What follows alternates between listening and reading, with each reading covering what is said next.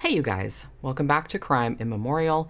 Today, the case I want to cover is one that I've had a long time fascination with. It's a case from the early 20th century in Atlanta, Georgia, a possible serial killer case with a victim count somewhere in the neighborhood of between, some sources say 6, some say 8, some say as many as 21 victims. And even though many of the murders were horribly brutal and savage in the vein of England's Jack the Ripper case, I feel like this case doesn't really get as much attention as maybe some other crimes from this time period or from the 20th century in general. So I kind of think of this case along the lines of America's forgotten serial killer, and that is the Atlanta Ripper. So let's get into it.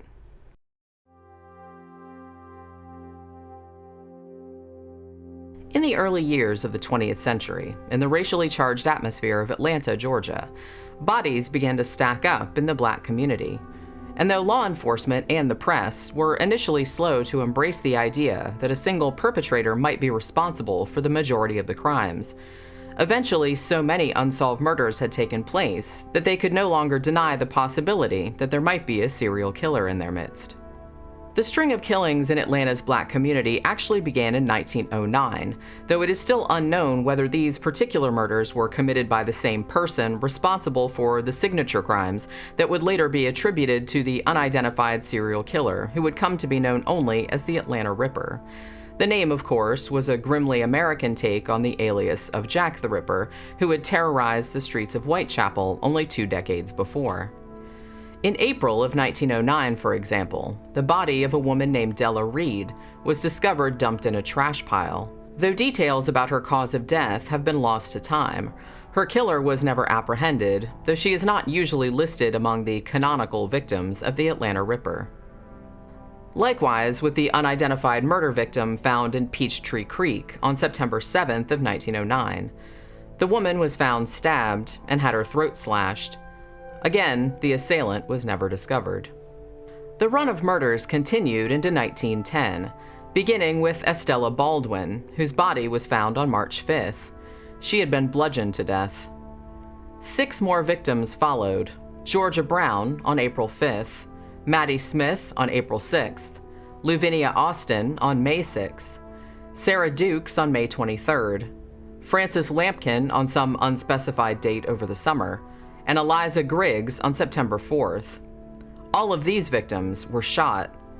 Because of the method of murder, these women were generally not considered among the Atlanta Ripper's tally, and may have simply been the unfortunate victims of domestic violence, racially motivated attacks, or random robberies. Of course, there remains the possibility that these victims had in fact been killed by the Ripper, but that the perpetrator later changed his modus operandi. Some of the uncertainty surrounding the eventual number of victims stems from the degree of institutionalized racism existing at the time. The Atlanta of the early 20th century, despite its veneer of tolerance and progress, still retained the odious Jim Crow laws, still disenfranchised black voters through regressive means such as the poll tax, and still gave short shrift to police investigations involving black victims. The year of 1906, in fact, only a handful of years before the murders began, had seen a series of infamous race riots in the city, in which at least 25 and possibly as many as 40 African American men were killed by white mobs following a series of incendiary and largely false accusations that they were raping white women en masse. But in the autumn of 1910, it began to become clear that a single murderous individual was likely preying on the community, for the murders began to take on the definite hallmarks of a woman-hating psychopath in the vein of Jack the Ripper. On the morning of October 3rd, the body of 23-year-old cook Maggie Brooks was discovered with her head bashed in with a rock or brick, an injury that would serve as something of a partial trademark for the murders still to come. And in early 1911, the killer's proclivities seemed to come into full flower. On January 22nd, 35-year-old Rosa Trice had her skull caved in, her jaw punctured, and her throat slashed. Her body was found less than 100 yards from her home, and it was clear that she had been dragged there from a short distance away. Although her husband John was initially arrested for the crime, he was released a day later due to lack of evidence. Rosa Trice's murder, in fact, would serve as something of a template for many of the subsequent Ripper slayings. It was believed that the perpetrator would approach a woman in the street, bash in her head, drag her to a more secluded location, and then stab and mutilate her, generally by slashing her throat or puncturing her neck. Another peculiar calling card of the Ripper crimes was the tendency for him to occasionally cut the women's shoes off their feet and take them along with him. In early February, the gruesome straight-razor slaying of Lucinda McNeil made it seem as though the Ripper had struck again after less than 2 weeks. But according to several witnesses who had seen the murder and had followed the perpetrator, Lucinda had actually been nearly decapitated by her husband in a drunken rage. And indeed, Charles McNeil was later convicted for the crime and sentenced to life in prison. The existence of these other seemingly unrelated murders are yet another reason that it took so long for the serial killer theory to gain any ground in Atlanta. On February 18th, though, another potential Ripper victim was discovered just past the Atlanta city limits. The woman was approximately 25 years old and was never able to be identified. Though newspaper reports did not mention her throat being slashed, she did have her skull smashed in, much like Maggie Brooks's had been. Her body was found surrounded by empty beer bottles. On May 8, 1911, a woman named Rosa Rivers was found dead on Randolph Street. Although her killer was never found, she was not considered to be a victim of the Ripper, since she had also been killed by a gunshot wound, like the women murdered in 1910. But the Ripper would definitely strike again before the month was out. Mary Bell Walker had been walking home from her job as a cook at a private home on Cooper Street on the night of Saturday, May 27th, when she was attacked. She was found dead Sunday morning with her throat raggedly cut. June 15th saw the killing of Addie Watts, whose head had been smashed in with a brick, and who had then been dragged into some nearby shrubbery, where her head was caved in further by a train coupling pin before her throat was slashed open. June 24th produced another almost identical crime. The victim was a woman named Lizzie Watts, no relation, and she likewise had her throat cut and was dragged and concealed in some bushes close to where she had been murdered. It was around this time that newspapers and law enforcement finally began to entertain the hypothesis that a serial killer might be on the loose. It should be noted that prior to the killings of Mary Walker, Addie Watts, and Lizzie Watts, the murders of these women had been relegated to the back pages of the newspaper, with most editors and readers assuming that the killings were simply a product of the degeneracy present in the black community of Atlanta, and further believing that all the crimes had been committed by different people. While this was certainly plausible in the case of the women murdered in 1909 and 1910, particularly those who had died as a result of gun violence, once the grisly signature of the slashed throats and bashed-in skulls began to manifest, it would seem that the likelihood of a lone offender became harder and harder to ignore. But even after more murders took place, some high-level officials still held to the view that every single one of the approximately 20 women who died during this particular crime spree were killed by different perpetrators, and some even went so far as to claim that the Ripper story was a convenient and fictional scapegoat for men to use when they wanted to murder their wives and blame it on some random boogeyman. On July 1st, though, there was something of a break in the case. Though two competing city newspapers, the Atlanta Constitution and the Atlanta Journal, presented different variations of the events, the broad outlines and ghastly results of the crime were the same. In the Constitution story, 20-year-old Emma Lou Sharp had been sitting at home that Saturday evening, waiting for her 40-year-old mother, Lena, to return from the grocery store. After an hour had passed, she began to grow worried, especially considering the horrific crimes that had been taking place in the area, so Emma Lou started to walk to the market to see what was keeping her mother so long. On her way to the grocery store, she was approached in the street by a tall, broad-shouldered black man wearing a wide-brimmed hat. He asked her how she was feeling this evening. She answered that she was fine, but then tried to walk around him, because he was, understandably, making her nervous. And it turned out that her apprehension was wholly justified, for as soon as she tried to pass, the man allegedly said, "Don't be afraid, I never hurt girls like you." He then proceeded to stab her in the back, laughing maniacally while fleeing from the scene. Emma Lou Sharp screamed and took off running, trailing blood behind her. Several neighbors came to her aid, and the mysterious man in the wide-brimmed hat seemingly melted back into the shadows. In the journal version, both Emma Lou and her mother Lena were both walking to the market together when they were set upon by an assailant of the same description, who jumped at them out of hiding. In this telling, the man didn't speak at all, but merely hit Lena over the head with a brick, then began stabbing at Emma Lou as Lena collapsed to the ground. Emma Lou screamed and ran away, but didn't get very far before she fainted from blood loss. The killer then apparently slashed Lena's throat, and Emma Lou regained consciousness long enough to see him standing over her mother's prone body. It was then reported that Emma Lou's screams had drawn several neighbors to the scene to help, at which point the mysterious Ripper vanished into the surrounding streets. Though Emma Lou survived her injuries, her mother was unfortunately not so lucky.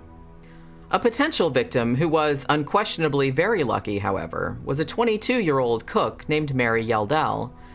She worked for a man named William Seltzer and had left the house at the end of the day on Saturday, July 8th, to walk back to her own home. Only half a block from her employer's residence, though, she heard a whistle and turned to see a large, very dark-skinned black man approaching her with what the newspapers termed a cat-like tread. He began chasing her and slashing at her clothes, but she was able to get back to the Seltzer house in time to escape any injury. Seltzer came to her aid, pointing a revolver at the culprit, but he was unable to get a shot off before the assailant quickly fled from the alley behind the house. 2 days later, on July 10th, workmen on Atlanta Avenue noticed a trail of blood leading into a small gully. Following this trail led the men to come upon the body of Sadie Holly. Her head had been bashed in with a 2-pound rock, which was found nearby covered in blood. Her throat had also been slashed, and her shoes had been cut off her and removed. There were some footprints left in the soft soil, but detectives were only able to follow them for a short distance. The following day, a laborer named Henry Huff was arrested for Sadie's murder. A cab driver named Will Williams claimed that he had seen Henry Huff and Sadie Holly together in his taxi on the night of the murder, that they had been arguing, and that they had gotten out not far from where Sadie's body was eventually discovered. Further, Henry was supposedly found with some blood and dirt on his pants.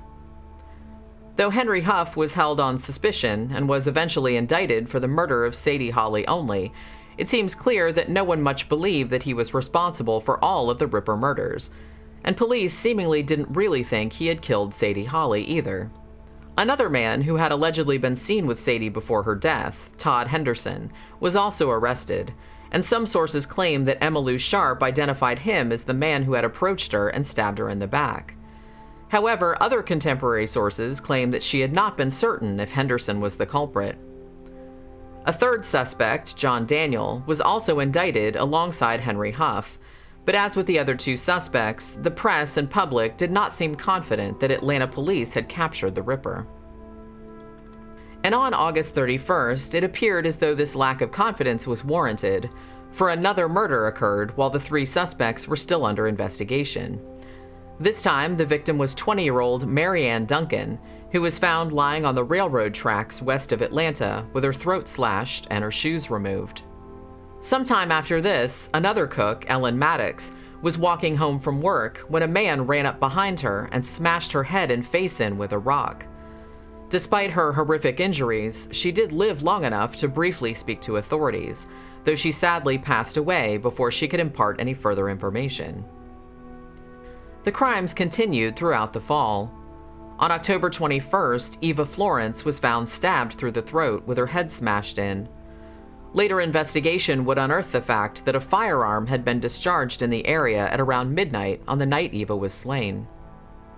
Nearly 3 weeks later, on November 10th, Minnie Wise was hit in the head with a rock and then dragged to a trash heap where 2 prior victims had also been dumped. Her throat was cut and her right index finger was sliced off at the joint. At the time, it was suspected that her jealous husband, Bud Wise, may have killed her and made it look like a Ripper-style murder, but this was never definitively proven. On the morning of November 21st, the body of Mary Putnam was found, still warm, lying in a ditch and buried under a bit of loose dirt. Her skull had been crushed, her throat had been slashed, and she also bore the most grisly mutilation of any of the victims.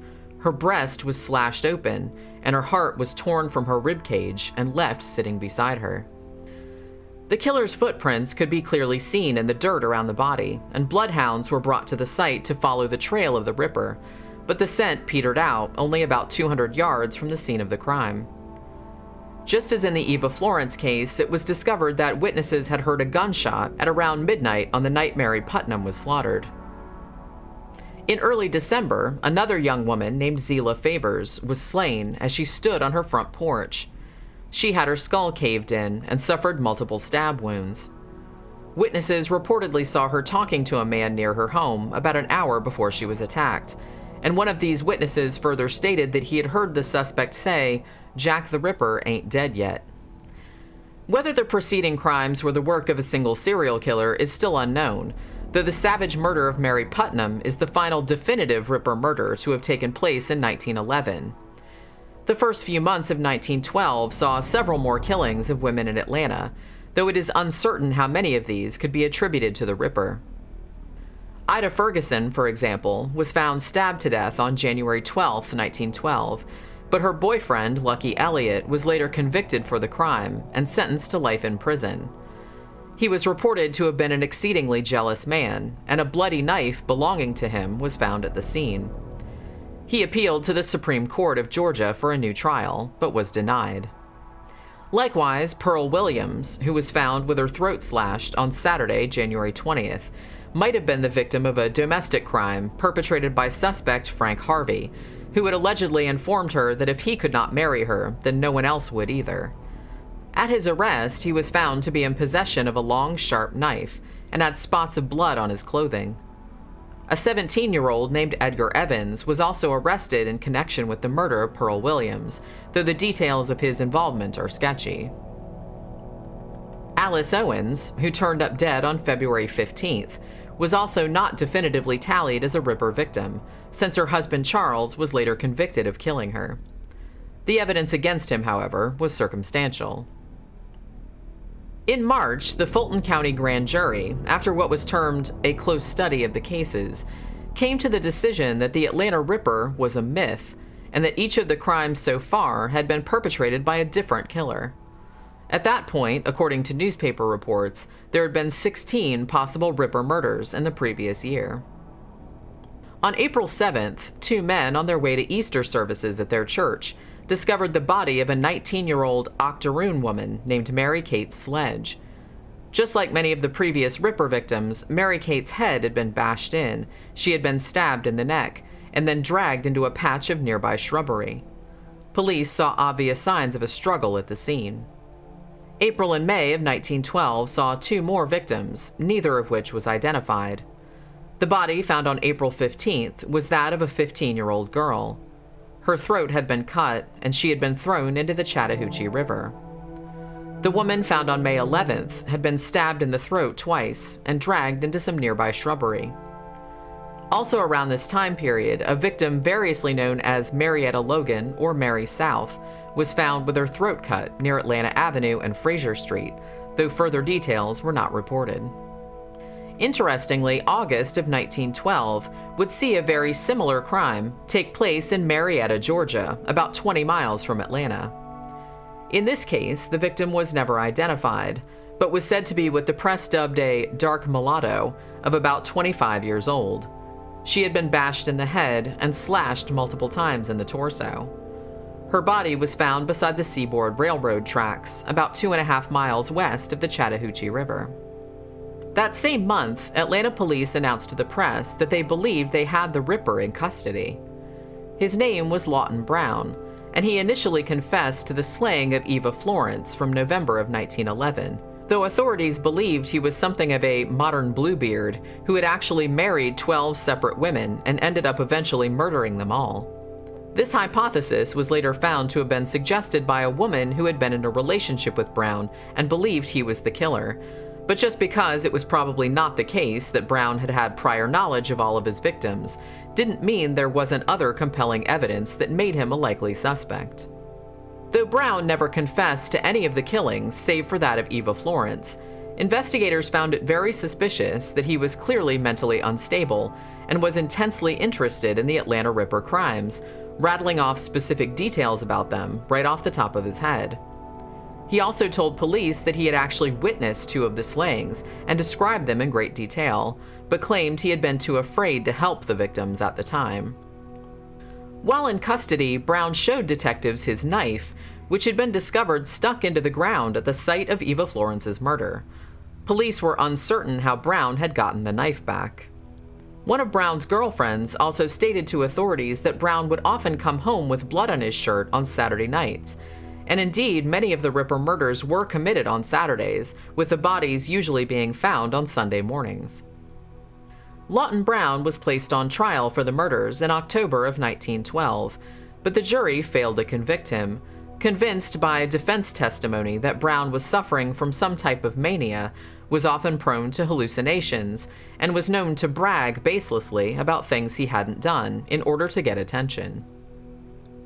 In early 1913, 3 more similar murders allegedly took place around Atlanta, though few details survive about the first 2 of these. The third, though, which occurred in the spring, was of Laura Smith, a mulatto whose mutilated body was found in an alley, her throat slashed. Laura had worked for a family on Ponce de Leon Avenue and had evidently been killed while walking to work. In August, a one-time maid named Martha Ruffian was found murdered in similar circumstances to the other Ripper victims, though this time there was a new wrinkle. Martha's throat had been cut while she was in her home. Then her body had been dragged outside for a distance of about 50 feet and left in a clump of bushes. Police were unsure if this was another casualty to lay at the feet of the Atlanta Ripper, or whether Martha had perhaps been slain by a former boyfriend named Alex Smith, who was the main person of interest in the crime. Though the killings seemed to have tapered off by the time 1914 dawned, the case, it seemed, was still not at an end. In March of that year, someone began pulling fire alarms at fireboxes throughout the city. Though these 3 alarms were found to be false, firefighters discovered something chilling at the third site: a card bearing a message from someone who signed himself Jack the Ripper. The note stated that any Negro woman on the streets after a certain time of night would have their throat slashed, and that Atlanta pawnbrokers and homeless people were also in the crosshairs. It was believed that there had actually been similar notes left at the sites of the first 2 false fire alarms, but that perhaps the wind had blown them away. It was never established whether these messages were left by the actual killer or by someone perpetrating a sick prank.